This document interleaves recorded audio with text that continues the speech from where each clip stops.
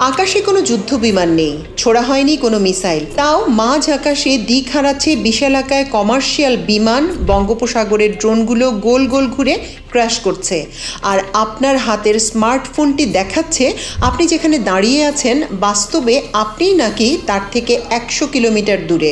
দক্ষিণ এশিয়ার আকাশে এই মুহূর্তে চলছে এক অদৃশ্য যুদ্ধ, যার নাম ইলেকট্রনিক ওয়ারফেয়ার। সবাই ভাবেন যুদ্ধ মানেই ট্যাঙ্ক আর কামান, কিন্তু বেইজিং, দিল্লি বা ইসলামাবাদের ল্যাবগুলোতে বসে থাকা হ্যাকাররা এখন পুরো যুদ্ধক্ষেত্র বদলে দিয়েছে। ভারত পাকিস্তান সীমান্ত কিংবা বঙ্গোপসাগরের কৌশলগত পয়েন্টগুলোতে এখন নিয়মিত চলছে স্যাটেলাইট জ্যামিং আর জিপিএস স্পুফিং। সহজ ভাষায় জ্যামিং হলো শত্রুর সিগন্যাল পুরোপুরি ব্লক করে তাকে অন্ধ করে দেয়া, আর স্পুফিং এটা আরও ভয়ঙ্কর। স্পুফিং হলো স্যাটেলাইটের ভুয়া সিগন্যাল তৈরি করে শত্রুর সিস্টেমকে ধোঁকা দেয়া। অর্থাৎ একটি ড্রোন মনে করছে সে তার নিজের ঘাঁটিতে ফিরছে, কিন্তু হ্যাকাররা স্পুফিং করে ড্রোনটিকে ভুল ম্যাপে দেখিয়ে নিয়ে যাচ্ছে নিজেদের কবজায়। কোনো যুদ্ধ বিমান না উড়িয়ে স্রেফ একটি বাটন চেপে পুরো একটি দেশের নজরদারি সিস্টেমকে পঙ্গু করে দেয়া হচ্ছে। এখন প্রশ্ন হচ্ছে, চীন, ভারত, পাকিস্তানের এই অদৃশ্য ইঁদুর বিড়াল দৌড়ে বাংলাদেশের কি ক্ষতি হচ্ছে? ক্ষতিটা অলরেডি শুরু হয়ে গেছে। আমাদের এভিয়েশন আর মেরিটাইম সেক্টর এখন চরম ঝুঁকিতে।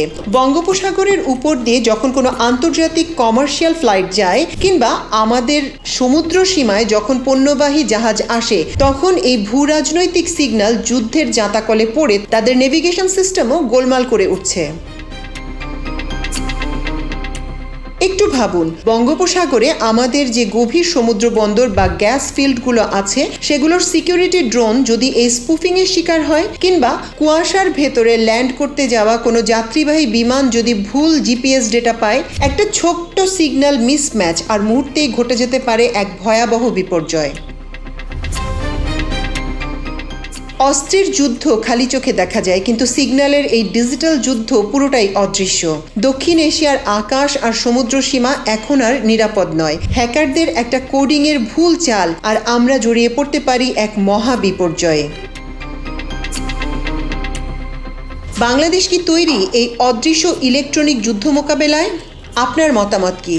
জানান কমেন্ট করে।